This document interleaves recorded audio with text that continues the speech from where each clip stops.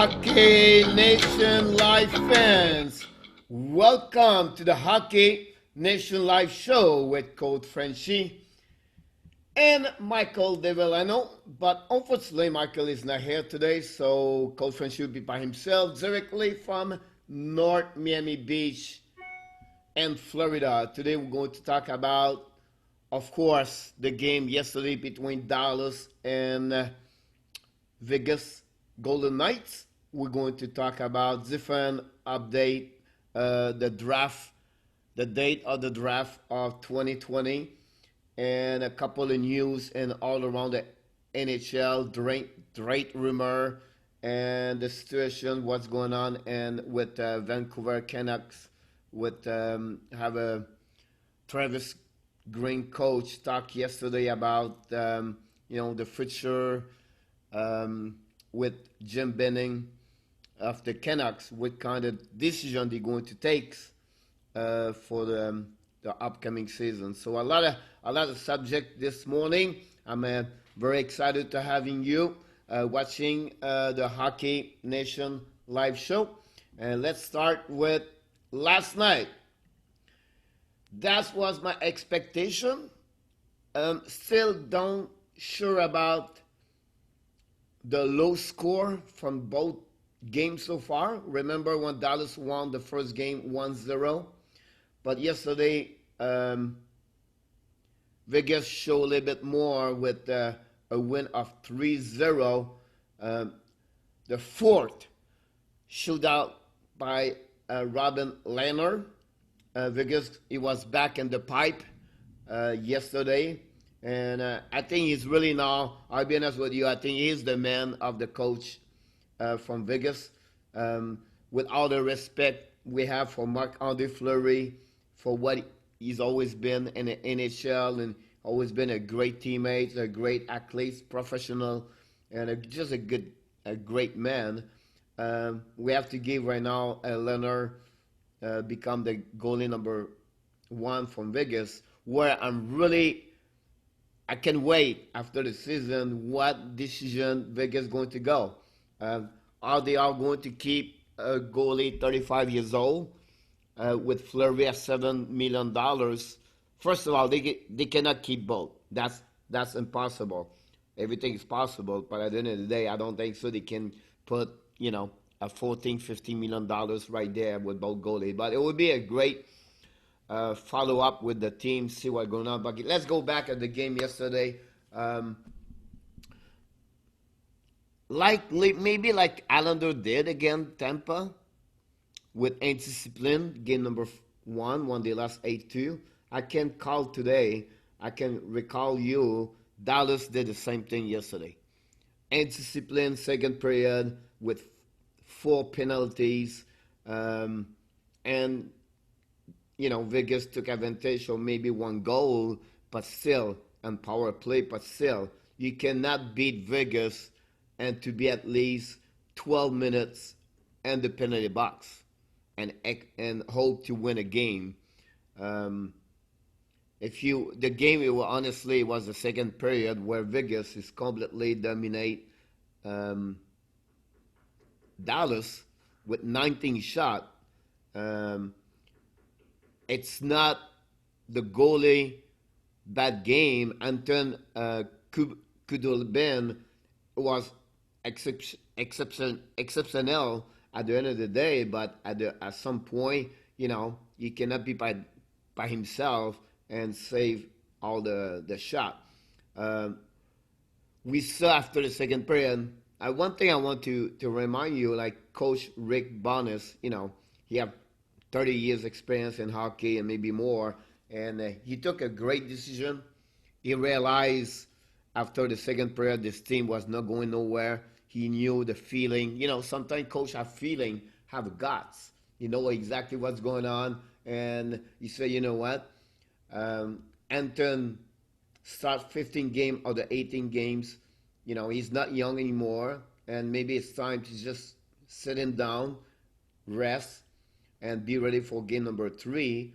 And it was third period. Many of our fans and maybe many people in hockey was a little bit surprised or maybe shocked to see Steve Oettinger, young goalie, um, show up uh, at the third period, where he did not, he only faced to 5 shots during the third period, but you know, Oettinger is really a is really strange a little bit why he's there.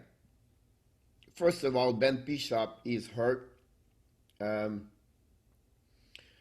I don't know exactly what he's really hurt because he honestly have a bad playoff. He's over 5 point something um, on game goal against, and he struggled a lot. So they bring the young kids. They call him, they call him up for the playoff. And the story of Oettinger is, he was drafted in 2017, 26 pick on the first round by Dallas. He had a great season last year in AHL with Texas Star, Dallas, Austin Star and AHL. I'm sorry. Um, so he deserves where he's here right now. He's a young goalie. He's only 21 years old, and he showed up yesterday and he did very well. Only five shots, but the the funny thing about this, um, he's the second goalie in the history NHL on the modern time since 1943-44. You have a goalie debut his career in NHL and the final conference before the finals um, to start his career in hockey. So it's pretty unique to see that situation, and so he became the second goalie. Bob Shampoo, he was the first one, 1943 and 1944. So at the end of the day, indiscipline of Dallas cost the game, I believe. Um, we saw Ryan Reeves back in the lineup yesterday. You can see the first shift of the game when they put him with William Carrier and Nozek versus Jimmy Benn line. You can see Reeves try to hit 2-3 times Benz, and I think it's not make a difference. But at the end of the day, they play. It's a very physical series so far. Over 102 hit yesterday. 100. This is the first time in the playoff this year you have over 100 hits for the game of 60 minutes. We got many other, we got games with OT, 1, 2, 3, 2, 5 periods OT, but that's the first time in 60-minute regular time, two teams together go over 100 hits. That show you how this is very physical. 55 hit from Vegas, 47 for Dallas yesterday. So that I think that's make big difference. Kuryanov, it's very surprised us. Kuryanov, I think he's someone we did not know too much about him. Have 9 hits yesterday, 9 hits for Dallas yesterday. He was the most hit by any player yesterday with William. I apologize, with William Carrier. Both of them have 9 hits yesterday. So that gives you an idea how it was physical. Reeves had 6 yesterday. Nozek had 6. So we talk about their line, the 4 line over there. So they respond very well at that 4 line with Koreanov play on the 4 line yesterday. So it's very physical, very physical. But the only way Dallas can win those games, they have to be more disciplined. I'm repeating again, but there are no ways they cannot compete with a really strong dead team like Vegas and to be on the penalty box about over 10 minutes per game. It's impossible. I'm telling you now, they will not beat Vegas that way. You cannot. So, I don't think so. We have a great game for the big guns for the Dallas. I think Ben was there, but I don't think so. They play, the level they was played the first game. Um, on the time wise, a defenseman, you know, Rick Barnes played very well. He's for the same level, the time. Oleg Chiak, Glenberg, Eskenan, and Lendl. They are really the top 4D there. They play for them very well. But again, the goal from yesterday, it was great to see Paul Stastny back a little bit more with offensive. He was really quiet the last couple of games, like maybe in general for Vegas, because Vegas have only one goal in the last 3 games. We don't count the empty net against Vancouver. We understand that at the game number 7, but prior to that, he has 0 goal. First game again,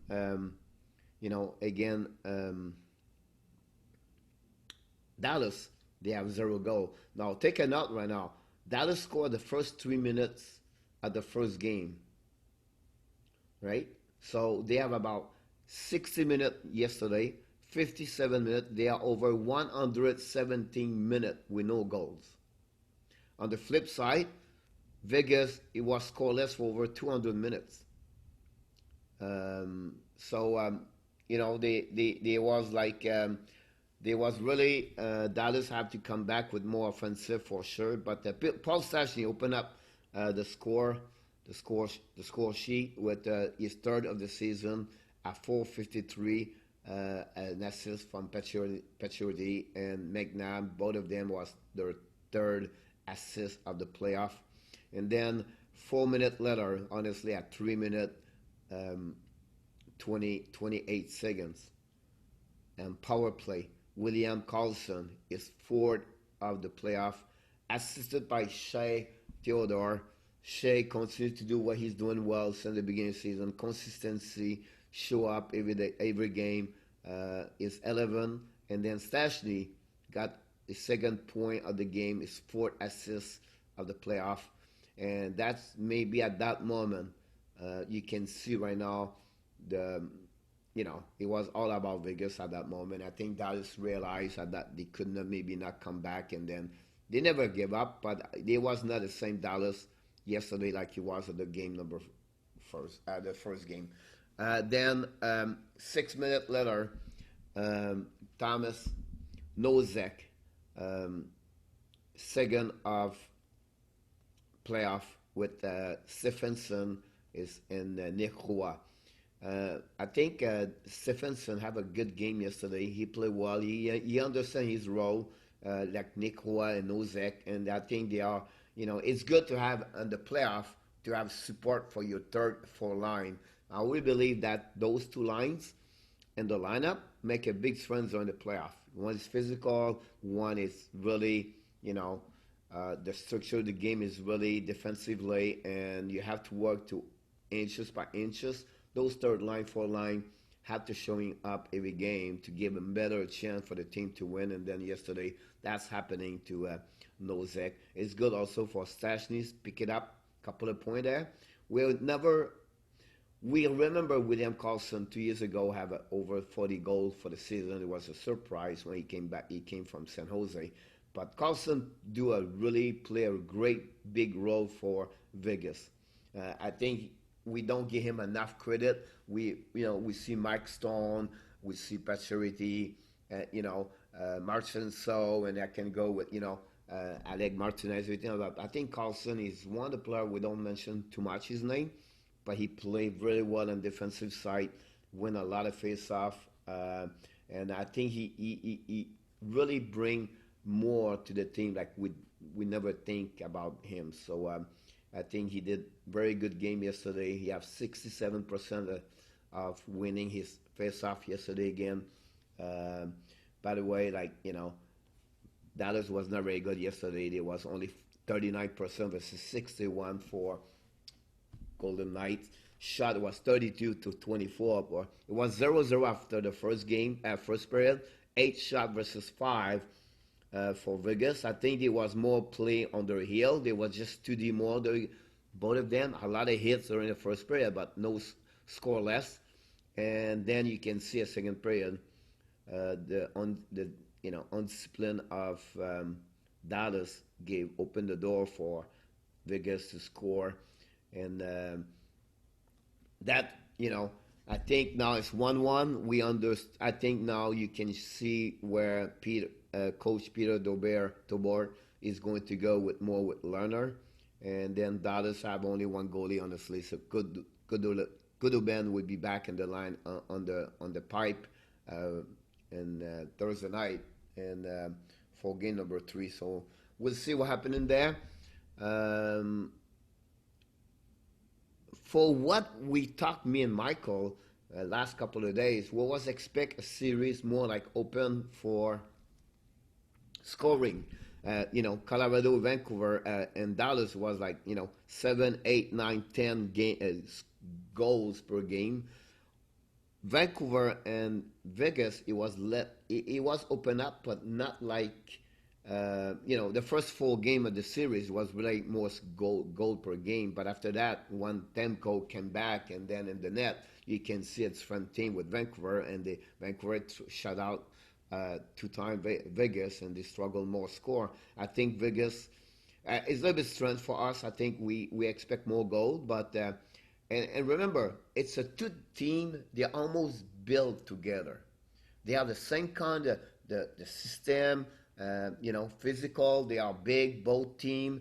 You can talk about a 4D from Dallas with Olechek, Klember, Eskinen, and then Lendl. And then you can go to another side. You can check now to another side. Now you have Martinez, Theodore, Schmidt over there, and then McNabb. One thing we don't mention yesterday, but I think he gave a lot. White Cloud played very well. One thing, for some reason, Schmidt played 26 minutes yesterday. Honestly, he played 33 minutes yesterday. So that's amazing to see him that way. Theodore played 23 minutes. And they gave a little bit more time yesterday to Olden and White Cloud. White Cloud played over 22 minutes. And McNabb is only 18 minutes. So at the end of the day, was more balanced, or 6D yesterday, Vegas. But when you win 3-0 after the second period, you a little bit change your system, right? You only, you not push. You just play a little bit more defensively, and more like 1-2-2, and you just try to not open the door for the opponent team to not score. So I think they changed their play at the third period, but Dallas didn't have no chance the third period, and that's happening yesterday. So we'll see what's going to happen for game number 3, and let's go move on to tonight, because we have a game, fans. Hockey Nation live fans, we have a game tonight at 8:00 p.m. Eastern Time on NBC SN Sport Network. If you live in Canada, CBC is going to show the game, and if you are from Quebec like me and French, you are going to watch the game on TVA Sports. Situation with Dallas, with Islanders and Tampa. If you watch the press conference for John Cooper and Barry Trotz, it was similar, and it was funny to see this. Two great coach, 2 great team.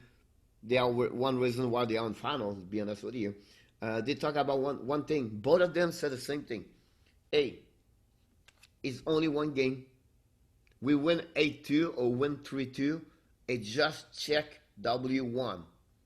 On the flip side, Barry Trotz said, losing 8-2 or losing 4-3 or 1-0 is just check L1. We just lost one game. That's simple. So I think, they don't want to provoke the other team. Tampa doesn't want to sit on their sit and say, oh, it's going to be easy because we score 8 goals. One, you remember, first game, Tampa have 47 attempt shot to direction to the goalie, to the net. 34 hits the net. 12 of them was blocked, and they missed only one missing shot during the game by Cedric Paquette. This not happen a lot. This not happen often. Over 45 shot and missing the net only one time. Tell you right now, we maybe have to check for a record, but we have to check more about, do some search about this, but it's not happened a lot. So Tampa, they know, first of all, Islanders going to come back. They know Islanders are a resilient team. They know Islanders have a structured team. They know Islanders are physical. They know Islanders can play a game 1-0 at any time. They know Islanders can block shot. The problem right now, I believe, for Islanders, it's their goalie, their shaky goalie. How are they going to respond back? How are they going to get back what he was before? Because honestly, before the game number 1, Thomas Greiss had a great, I think it was 167 or 1.76 or 78 for his 3 games he played in playoff. And then before that, Varlamov struggled more the last 3 games of these 4 games. That's another big question there. Maybe a red flag. So if you see it, if you look about this, Paritras, and I looked this morning, and I know this. We never know any update before 4, 5 o'clock who's going to be in the goaltender. So I have no clue. To be honest with you, it's a big decision. It's game number 2.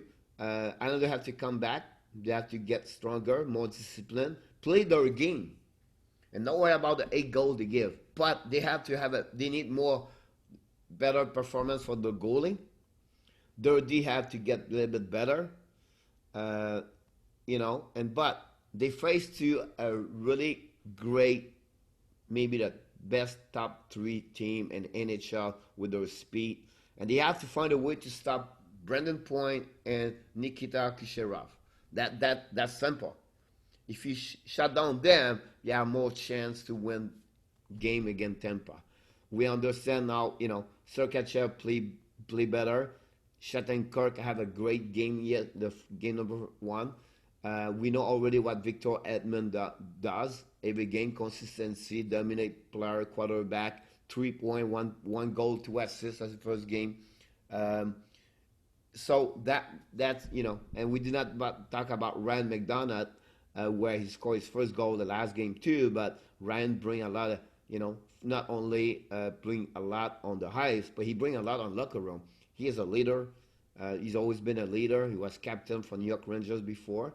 And so they have a lot of depth with Tampa. I don't think so how Islanders can beat Tampa at the long term or they can win the series. But we expect more from Islanders tonight. I don't expect 8-2 game. I can tell you that. I don't expect more 5 goal differential. I expect a low game, and you're going to see Islander come back. That's what is Barry Trotz. And be sure like Tampa will be ready. We don't want to give an excuse, but Tampa was wait for a couple of days, maybe almost like 5-7 days before they play a game versus Islanders. It was a back-to-back game. They does this for many, remember they won their series 7 game against Flyers, so they have no rest and they have to traveling for Toronto to Edmonton. Is it an excuse? I don't say an excuse.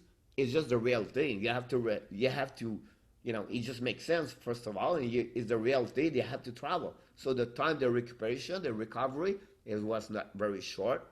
Now you have 2 days off, 1 day off, but you have more time to reset everything back what it's supposed to be. I'm sure they see videos. I'm sure they talk about this. But we need a little bit better composure on Matthew Barzal. I think Barzal was distracted last game when he saw the score. He got frustration over there. But I'm not worried about Islanders. I really believe they're going back here. I expect a great game tonight. I expect, a tie game, close tie game. And we'll see what's happening. We had no change in the lineup for Tampa so far. And so the game, it's 8 p.m. tonight, Eastern Time. Don't forget to watch it if you are fans from Islanders. By the way, hockey fans, Hockey Nation Live fans, join us come to Facebook Live with us. Just talk to us. Come direct DM us. Tell us you want to join us, or give some comments here every day. We're going to respond to you. You can, first of all, you can subscribe to our Facebook page under Hockey Nation Live. And then you can go also on the YouTube channel. You can see the recording every single day under Hockey Nation Live on the YouTube channel. Subscribe over there. Give some comments. We need love. We need some love from you guys. We want to know you're listening, you're watching. We want to bring more every single day. We're going to change a little bit the format the next couple of days, but we want you to join us. And I'm sure you have a passion about the game. You love the game, and tell us about which team you love. What's your favorite players? Let's have a better and more conversation each other. Now we have a couple of rumors. I want to talk more about friend situations going on in NHL. And let's start right away with that one over there from Elliot Philman. Philman is really one connected with NHL very well. First of all, he's a great expert in NHL. I have a lot of respect for him. He does so well on the media and cover very well the NHL. So he mentioned yesterday the NHL moved the 2020 NHL draft ahead a few days. Round one, first round, is going to be draft would be a Tuesday, October 6th. We don't have the time yet. I expect for sure 7, 8 o'clock is going to be, I'm sure, virtual, right? And then the remaining round on Wednesday, October 7th. So remember, you have 7 rounds, and then so round number 1 is going to be Tuesday, October 6th, and October 7th is going to be the remaining rounds. So this is the news from Elias Freeman, and that's something is really important. So when the season will be done, it's a very quick turnover for all the hockey management for the two teams going to be the finals. And then Pierre Lebrun, Pierre works with NBC, and he's the guy and the office between glasses, honestly, with Brand Boucher. Mentioned the free agency is scheduled to begin Friday, October 9th. So that's a really important weeks in NHL. You're going to get your draft October 6th, October 7th, and then right away, a couple of days later, you have the UFA, where it's going to be, you have a lot of players. We mentioned the list last week. You have a lot of goalies, you have a lot of defensemen, Perdangelo, Tony Crook. You have a lot of great players, and that would make you're going to have a lot of teams going to jump maybe on UFA, because we expect a short season 2021. We expect the season start in December. We don't know the format, we don't know the formula, we don't know how this is going to work. They still have negotiation between the NHL, the NHLPA, and also countries, USA and Canada, about the borders, everything like that. So you have a lot of discussion between. We just wait and hope they will be, announced very quickly. See what's going to happen. Now, talking about news, the Devils hire an assistant for Lindy Ruff from West Crosby. The New Jersey Devils have hired Mark Recchi as their assistant coach. He's going to be in charge about a power play.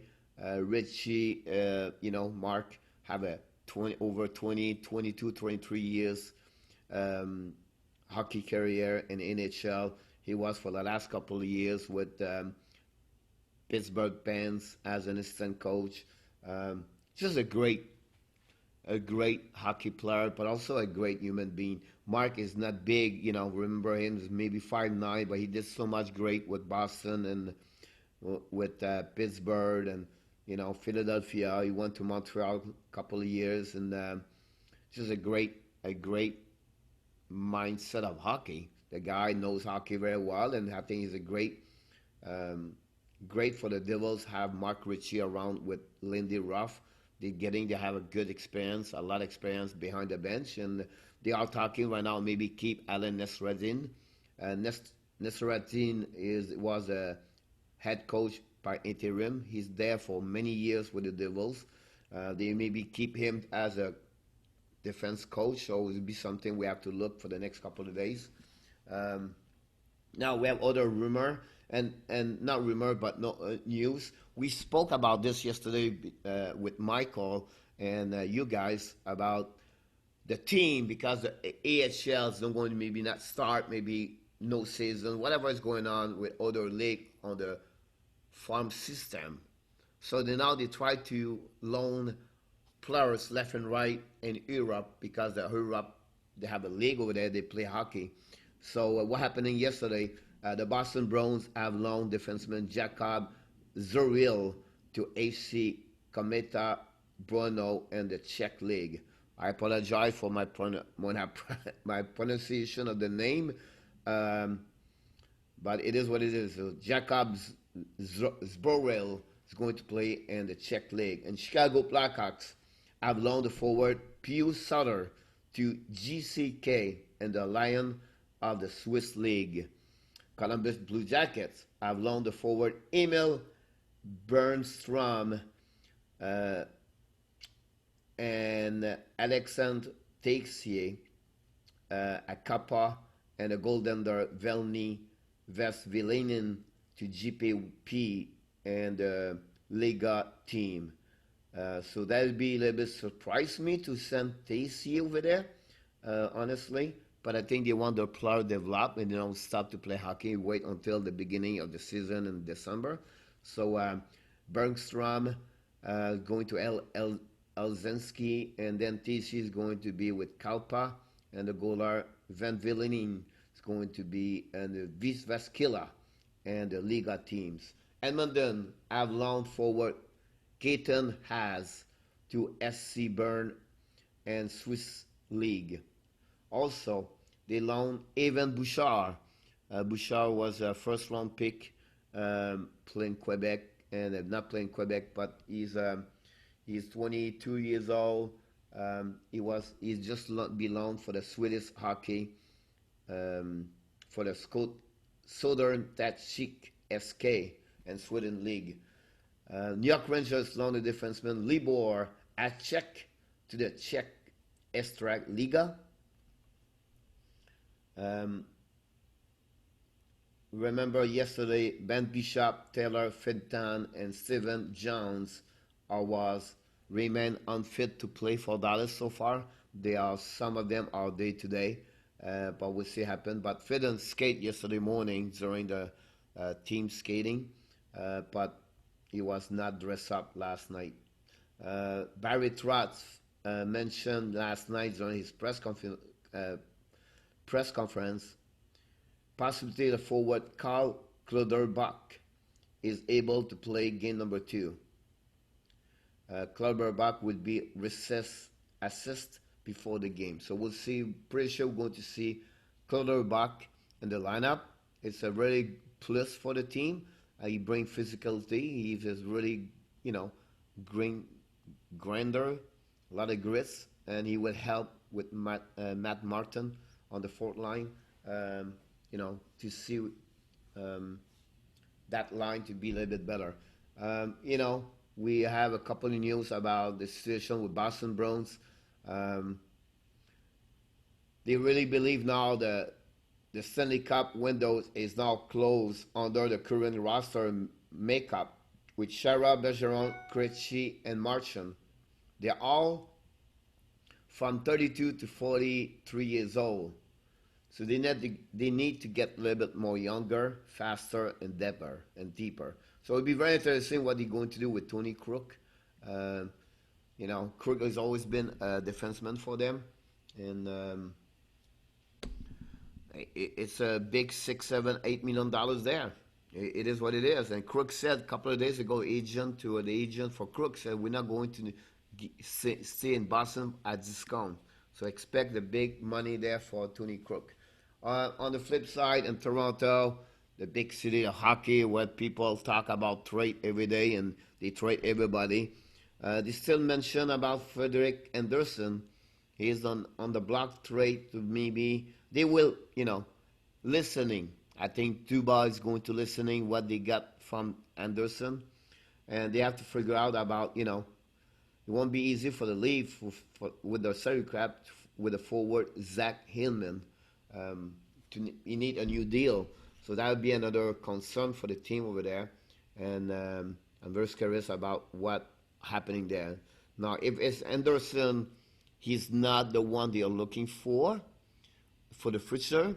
They have to trade him. He's going to be UFA after 21-22. So we're talking about, next year, next spring, he will be UFA. So they have to figure out this quickly about Frederick Anderson. So I would not be surprised they trade him. On the UFA goalie, remember, they have Lerner, Maxstrom, Crawford, Georgiev for the Rangers, see what's happening there, and Matt Murray maybe could be someone where they can, and one goalie I think they should look, not they should look, but it's really intriguing.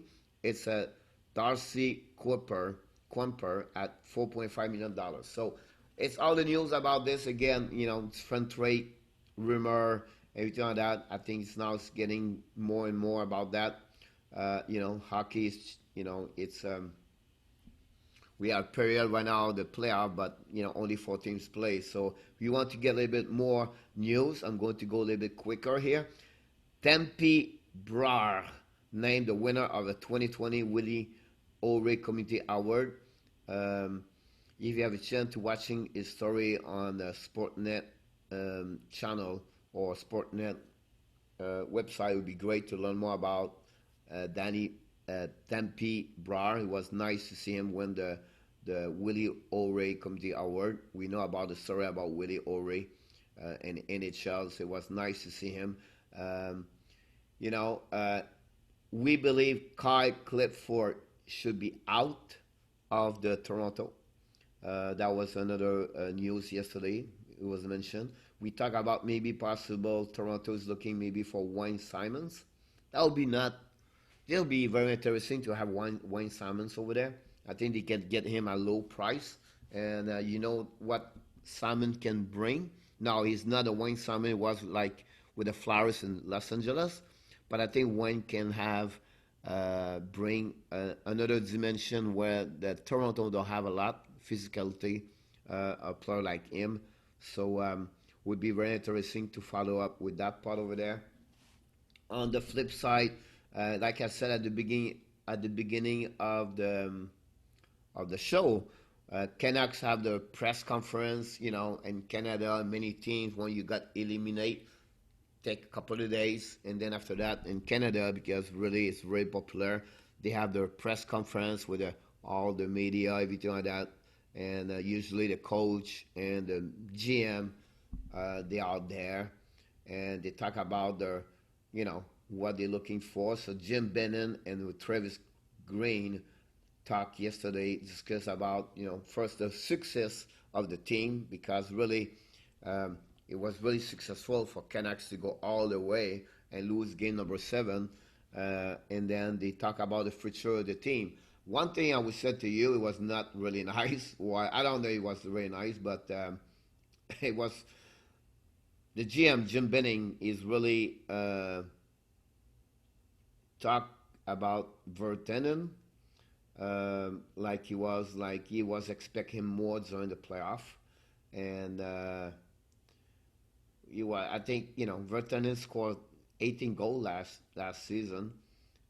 He's only 24 years old, but looked like maybe Jake Vertanen is 24 years old. Yeah, so would be interesting to see what they're going to do with him. He's a RFA like Troy Stecher. I think they're going to keep Troy Stecher, but I think Vertanen could be a trade bait for them. Just the reason, the manners, what Benny was talking yesterday, I listening. It's maybe not his favorite player right now, so we'll see the situation. Of course, we had a situation with the situation with the goalie is really dangerous because you have the expansion draft next year, um, and it could be someone where Tamco will be exposed to Seattle, and then what is the situation with UFA Max Strom? So it's a big decision over there for Vancouver, but they have a really strong team.